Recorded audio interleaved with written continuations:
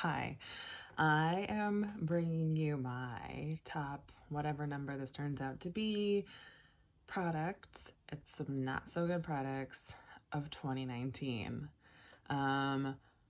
So I went through all of the things that I use because I try to write it down as much as I can. And for the most part, I wear the same makeup to work like every day. And really picked out my favorites, things that I know I'm going to be using throughout this year and beyond, and some things that I've been using for the past 36 years. So let's get cracking. Originally, I had like 10 picked out, and then I kept adding and adding and adding. So I think I have like 14 of my favorites, and then like 5 of the things that I am going to steer clear of and that I think everybody should steer clear of. And I'm going to talk with my hands a lot. So I'm going to start with skincare. And these are all my products, so if they look dirty, it's because they are. First up is the Brazilian Bum Bum Cream, or maybe it's Boom Boom. Bum Bum? Boom Boom? Anyway, it tightens and smooths, and I only use this in one place, and I use this on my butt. Let's just start it off real good right here. Anyway, so if you wear a lot of skinny jeans, if you are prone to dry skin and potentially body breakouts, highly recommend this. And that's all I'm going to say about it. This is not what I would use on my legs. I don't generally use it anywhere else except the bum bum. I really thought that's what it was for. Turns out you can use it anywhere. But anyway, love this. And this is huge. It smells like a tanning salon. Anyway, and then my favorites tanning stuff of all time, Saint Tropez bronzing mousse. I use the classic color. Yeah, just always recommend this. I've tried so many other things, and I do like the Tanology as well, but I just go back to this. I prefer this formula. It wears better on me, so there you go. And plus, you can always get it. This is gonna sound, I'm such an infomercial. You can get this on QVC. You can get 2 of them with like 2 mitts for the same price as you would buy one of these at Sephora or whatever. So get it. Okay. Next up is the lotion that I have been using, for a long time, probably since I was like 30. This is the Aveeno Positively Radiant Daily Moisturizer. It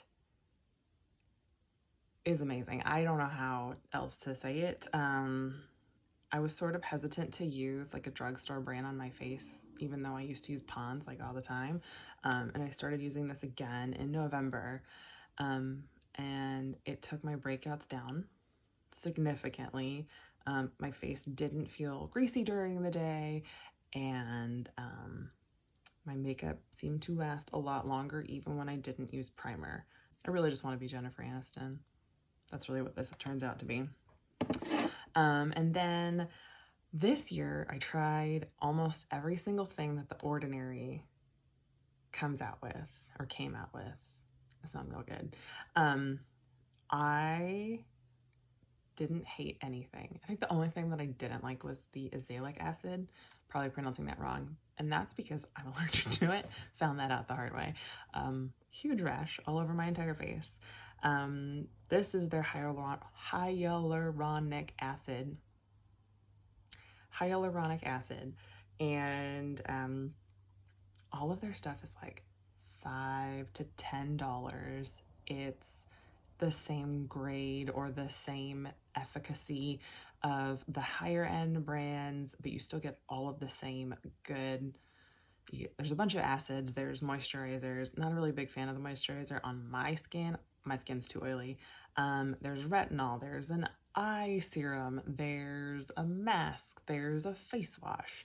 Every single thing that I tried of theirs, I thought was great.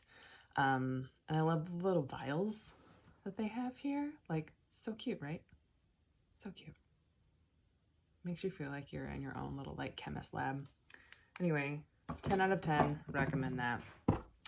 And then 2 acne products that I have to recommend. The Mario Badescu Drying Lotion. I don't know. I don't know how to say enough good things about this. I thought I couldn't use this for whatever reason. I don't know. I made it up in my head. And overnight, this got rid of all of the pimples that were on my face. I don't even, there's sulfur in it. I think that's probably the biggest reason why I like it so much. I'll talk more about acne at a later date. Get this. Even if you only get like 2 pimples a month, overnight, they will be gone. Love it. If I could just put this all over my face, I would, but I don't think you're supposed to do that. And then the other thing is the Not a Spot treatment mask, and this is from Plant Apothecary, and I'm going to be really careful when I open this. I've used this 10 times, and it's powder, which is why I'm being really careful. I've barely made a dent in it. You mix this with water. You can also mix it with apple cider vinegar, depending on your skin type, and form it into a paste, slather it all over, and it's a basil and charcoal mask. I love this. It doesn't have any of that bad stuff in it.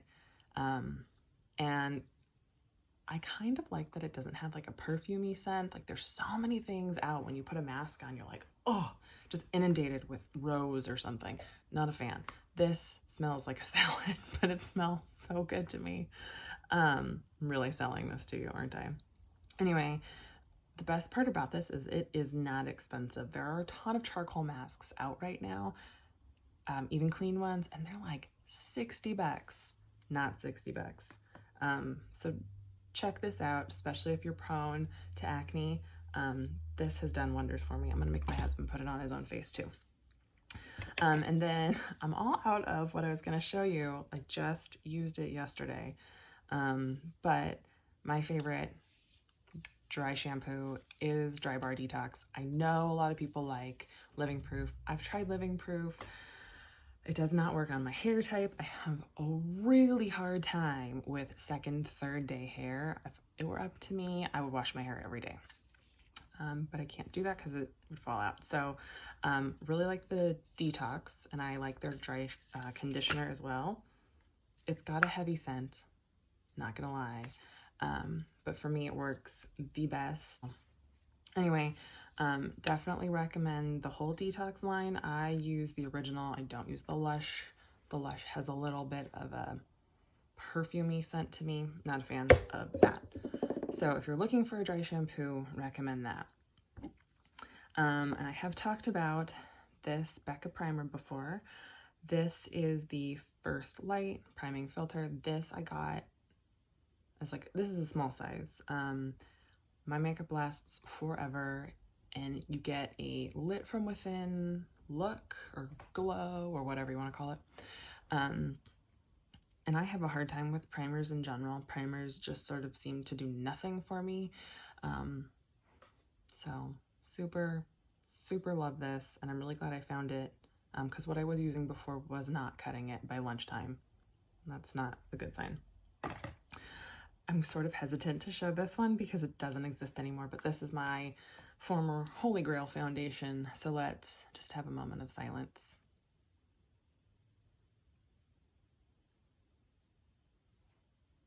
Anyway, Mac decided to discontinue this, and screw you. I have really oily skin, like especially at work. I don't know what it is about the lighting, but by like 2 o'clock, I would look disheveled until I found this, and they have discontinued it, and I am bummed. And yes, there is another version of this. It does not work on me. I have tried. So rest in peace. I've talked about my Beaky blender before. If you don't have one of these and you are, I mean, this is always dirty, and you are a beauty blender user, check these out. They are better in my opinion. Where Beauty Blender leaves sort of like holes in the pigment on the foundation, this does not do that. So please check those if you haven't. This is my brow pen that I talk about all the time. This is the MAC Shape and Shade Brow Tint. This is a microblading dupe, if you will. I am not anti-microblading, but I'm never gonna get it done. Just me. This instead is where it's at. So highly recommend trying out a brow pen. This one is my favorite. I use the color Lingering, and I have medium to dark brown eyebrows. And then lastly, the color I have on my lips today, I don't like lip color. I'm gonna just go ahead and say that now.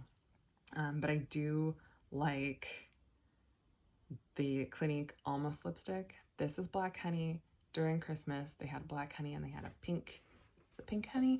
And they came in a set. So I was like, I'll try them, because I remember the 90s when these would come free and like all the little Clinique things. We thought we were so cool. Anyway, I ended up liking it. It doesn't feel like a lipstick. It just sort of feels like a balm, but you still get a little bit of color. So 10 out of 10. Everything's 10 out of 10.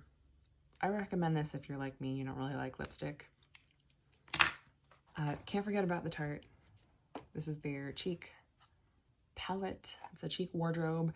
There's cool shades, there's warm shades, there's a bronzer, there's highlighters, pinks, peaches, you name it, and it was only $35. And for all of this, it would be well around $200. So this has been my favorite thing to use this year. Then I don't have to carry around a bunch of palettes, because I'll show you one that's open. They sort of all accordion out like so. Super, super happy with that. Okay, so I tried a bunch of stuff this year that I received. Some of it I bought, some of it was gifted to me. I'm gonna put that out here now.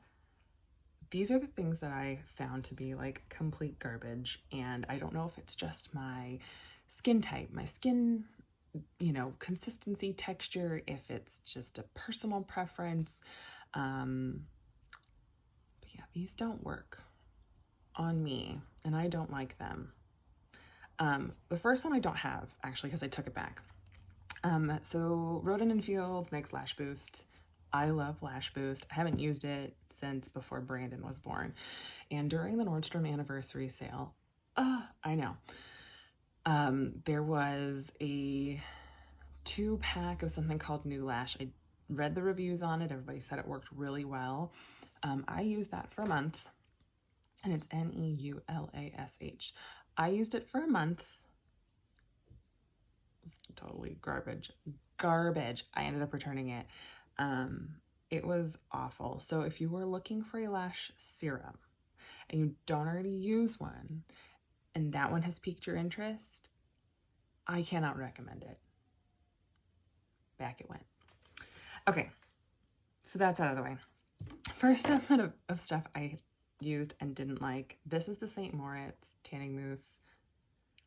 I don't know if anybody here remembers the 90s with Neutrogena and their zebra commercial with one of the characters from the OC. Anyway, that's what this did to me.